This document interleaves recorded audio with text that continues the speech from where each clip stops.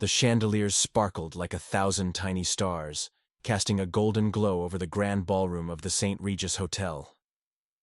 Sophia Davenport stood at the center of it all, her emerald gown shimmering under the lights, her champagne glass trembling slightly in her manicured hand. Tonight was supposed to be perfect, the night she and Daniel Hargrove, the charming businessman from a powerful family, would announce their engagement. It wasn't just a love match, it was a merger, carefully planned by her mother, Eleanor Davenport, to unite two of the wealthiest families in Manhattan. Sophia had spent years preparing for this moment, smiling at the right people, saying the right things. Everything had been leading to this. Then the doors swung open, the air shifted, and in walked Daniel, impeccable in his tailored suit. But he wasn't alone.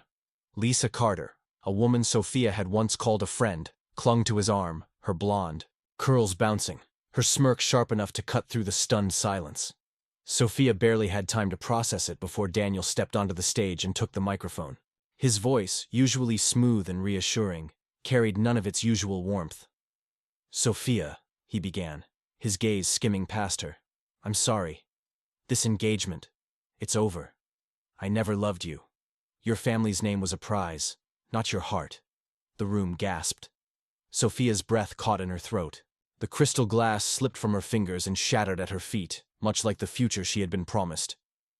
Eleanor's hand clamped onto her arm, her whisper seething with rage. "You've disgraced us." Then, just like Daniel, her own mother turned her back on her, heart pounding, face burning with humiliation. Sophia fled. Out into the cold Manhattan night, away from the pitying stares and whispered gossip. She ran, heels clicking against the pavement, until she found herself in a small, dimly lit bar on the Lower East Side, a world away from the luxury she had known. The bartender slid her a whiskey without a word. She downed it.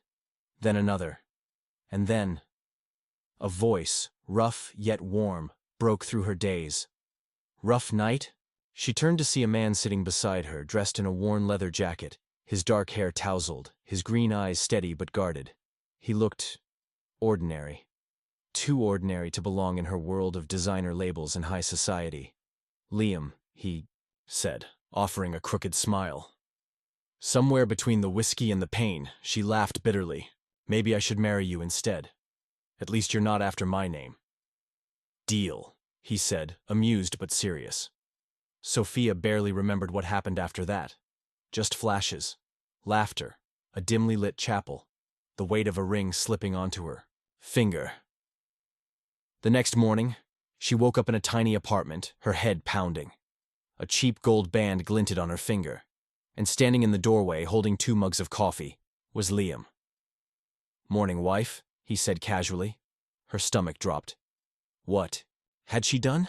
Sophia stared at the cheap gold band on her finger, her mind racing. This had to be a joke, a mistake. But Liam just sipped his coffee, completely unbothered. "You're lying," she croaked, her throat dry from last night's whiskey. Liam smirked and held up a crumpled marriage certificate. Her name, his name, a date, a witness signature. Her heart pounded. She had actually married a stranger. Panic surged through her. This wasn't just some embarrassing drunk mistake. This was real. And it wasn't just about her. The moment the news got out, the Davenport name would be dragged through another scandal. Her mother would never let her live this down. The thought made her stomach twist. She jumped out of bed, the oversized flannel shirt she didn't remember putting on brushing against her skin. "I need to fix this," she muttered, mostly to herself. "An annulment, a divorce, whatever it takes." Liam leaned against the kitchen counter, watching her with quiet amusement. "You can do whatever you want," he said, sipping his coffee. "But you were pretty insistent last night. Something about wanting to marry a man who didn't care about your last name." His green eyes twinkled with mischief, but there was something deeper in them, something unreadable. Sophia's pulse quickened. She didn't know this man. Yet, there was something unsettlingly steady about him. Something that made her feel safe? No. That was ridiculous. This whole thing was ridiculous. She grabbed her phone from the nightstand. No missed calls, no messages, Not even from Eleanor. That was worse than anger. It meant she had truly been discarded. Liam must have noticed the way her face fell because his voice softened. "Who are you calling?" "No one," she muttered, shoving the phone into her bag. She needed to get out of here, to fix this. But as she reached for her purse, she realized she had nowhere to go. The penthouse? No chance. Her mother had probably already changed the locks. Friends? No. They were all connected to the world she had just been tossed out of. The truth hit her like a punch to the gut. She had nothing. Liam seemed to sense it too. He didn't press. Instead, he slid a plate of toast toward her. "Eat. You look like you're about to pass out." Sophia wanted to refuse, but her stomach betrayed her. She sat, nibbling at the toast in silence. Days turned into weeks. She didn't leave. Not because she wanted to stay, but because she had no other choice. Liam worked odd jobs, bartending, fixing cars, while Sophia, who had never worked a day in her life, took a job at a small diner. The first time she scrubbed dishes, she nearly cried. The first time she got yelled at by a customer, she almost quit. But she didn't.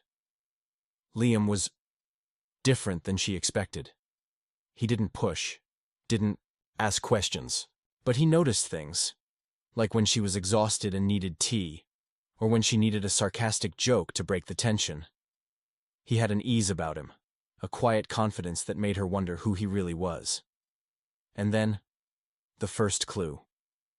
One night, Liam brought home a bottle of wine, not the cheap kind, but something expensive. The label was unfamiliar, but the taste was rich, deep. When she questioned him, he just shrugged. Just a lucky find. Then, there was the car. A customer's vintage. Aston Martin at the garage. Liam had rattled off its specs with the precision of someone who had owned one before. His hands weren't the hands of an amateur mechanic. They were too steady. And then, the biggest clue yet. One night when Liam was asleep, Sophia rummaged through his things. She wasn't proud of it, but something about him didn't add up. That's when she found it. A yellowed newspaper clipping stuffed in a shoebox. The headline made her heart stop. Billionaire heir Liam Alexander Sterling vanishes after family scandal. Sophia's hands shook as she scanned the article. The photo. Clean-shaven, in a suit. A younger version of Liam. Her husband wasn't some broke mechanic. He was a ghost from the world she had just been thrown out of. At dawn, she confronted him, the newspaper shaking in her grip. "Who are you?" she demanded. "Or should I say, Liam Sterling?" For the first time, Liam looked truly caught off guard. He ran a hand through his messy hair, sighing. "I was going to tell you eventually." "Tell me what?" "That you're a billionaire, pretending to be poor. That this," she gestured around the tiny apartment, her voice rising, "is all a lie." "It's not a lie," he said, stepping closer. "I left that life behind. The money, the name. It destroyed everything." His voice was raw, filled with something she couldn't place. "I just wanted something real." Sophia's anger faltered, because, beneath the secrets, there was something real in his voice. Something honest. She could have walked away. Maybe she should have walked away. But something held her there. And deep down she knew the truth. Liam wasn't just running from his past. It was only a matter of time before it caught up with him. Sophia's heart pounded as she stared at Liam, the weight of his secret pressing down on her. He wasn't just some ordinary guy she'd accidentally married. He was Liam Sterling, a billionaire heir who had walked away from it all. "Why didn't you tell me?" she asked, her voice barely above a whisper. Liam sighed, running a hand through his hair. "Because I wanted you to see me. Not the money. Not the name. Just me." Sophia wanted to be angry, to accuse him of lying. But deep down, she understood. She had spent her whole life surrounded by people who only cared about status and wealth. Liam had been her one escape from that world. And now, she realized, he had been escaping too. Before she could respond, a loud knock shattered the tense silence. It wasn't a friendly knock. Liam tensed instantly. He exchanged a quick look with Sophia before moving toward the door. She could see it in his posture, The easygoing, carefree act was gone. In its place was someone sharp, calculated. Liam cracked the door open just enough to see who was on the other side. Two men in suits, not cops, not reporters. Something worse. "Mr. Sterling," one of them said. "Your father has passed. Your sister has taken over the company. She's looking for you." Sophia sucked in a breath. Liam's family had found him. Liam's grip on the doorknob tightened. "I don't care," he said evenly. "That world is done with me." The men didn't budge. "Vanessa isn't giving you a choice. She's dismantling everything your father built. If you don't return, you lose everything." Sophia saw the flicker of something in Liam's eyes. Not greed, not power. Something deeper, regret. For years he had run from his past, but now it was standing right in front of him, demanding a response. That night, Liam sat on the couch, staring at nothing.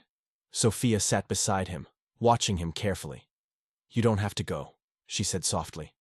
He turned to her, his green eyes, unreadable. "If I don't, Vanessa wins. She destroys everything just to prove she can." He exhaled sharply. "I never wanted the money, but my father built that company with his own hands. If I don't stop her, his legacy is gone." Sophia nodded, understanding more than she wanted to. Running wasn't an option anymore. The next morning, they packed their bags. Liam wasn't going back alone. The moment they stepped into the Sterling estate, Sophia could feel the tension in the air. The grand mansion was cold, the air thick with power plays and whispered betrayals, and at the center of it all stood Vanessa, tall, poised, with Liam's green eyes, but none of his warmth. She smirked as he entered. "Look who finally decided to come home." Liam met her gaze, unfazed. "Let's cut the games, Vanessa." Vanessa chuckled, swirling a glass of wine in her hand. "Oh, but games are fun. You left everything behind, brother. That means you left your right to this company, too. It's mine now." Liam stepped forward. "You framed Dad. You tore this family apart. And I'm not going to let you finish what you started." The room went silent. Sophia held her breath. Vanessa's smirk faltered for the first time. "You have no proof." Liam smiled, but it wasn't friendly. "You were sloppy. I found the records, the money trail, everything." For the first time, Vanessa looked afraid. By the end of the week, Vanessa was gone, exposed, disgraced, and forced out of the company. Liam had won, but he didn't stay. Standing outside the Sterling building, he turned to Sophia. "Let's go home," she smiled. "And where's home?" "Anywhere you are," he said simply. Years later, at a charity gala, they found themselves face to face with Daniel and Lisa. Daniel looked exhausted, his business crumbling. Lisa, once sharp and cruel, was now faded, her beauty no longer a weapon. They watched Sophia and Liam with thinly veiled resentment. Sophia felt no anger, no bitterness, just peace. She had once thought wealth and power were everything, but love, trust, and resilience had built her a life far richer than gold. As she danced with Liam under the glittering lights, he whispered in her ear, "You're my greatest fortune, Sophia." And this time, she believed it.